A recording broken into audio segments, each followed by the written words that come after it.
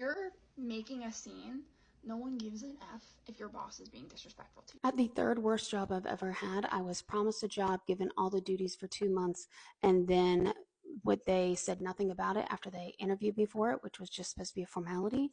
And I found out when they publicly told me they had offered the job to somebody else.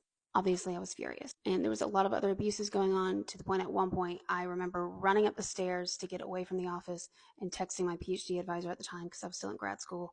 And I remember her telling me, he does not deserve to see you angry. He will only use it against you. Stay where you are until you're able to get your thoughts together enough to play the game enough to go downstairs and not scream at him. And I did. I went downstairs and I politely told him that I was not interested in the position based on how I've been treated. And of course, he denied all knowledge and accountability, but he didn't fire me or have anything to use against me. Obviously, after something like that, I put my resume out and I found a better job, and where I was treated much better, and I actually made significantly more money.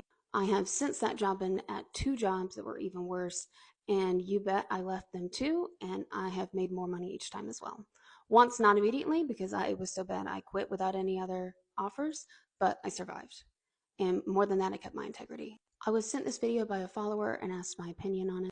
I have met Grace before. I have nothing against her. I think we just have different pages. She tells her followers how to survive the current corporate environment. I tell mine how to challenge it, and we just have different pages, and that's okay. I told this story because I think when some people are belittling, you might be able to keep the conversation by acting like an adult.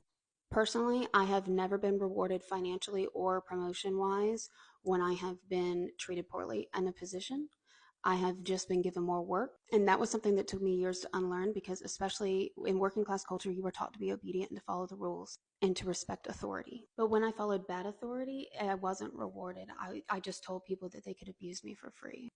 And by continuing to show them that I was capable, they kept abusing that for more free labor. I think you should always give people a chance to talk about things and have courageous conversations and be adults, and that's a workshop that I regularly give in corporate environment. But if you're in a place of repeat abuse, I would say that labor rights have never been given. They've always had to be demanded. And do what you need to do to protect yourself, but then don't keep making those people more money. There's also race, class, and gender implications here. Because in many cultures, you would not be considered to be making a scene by expressing that you're upset.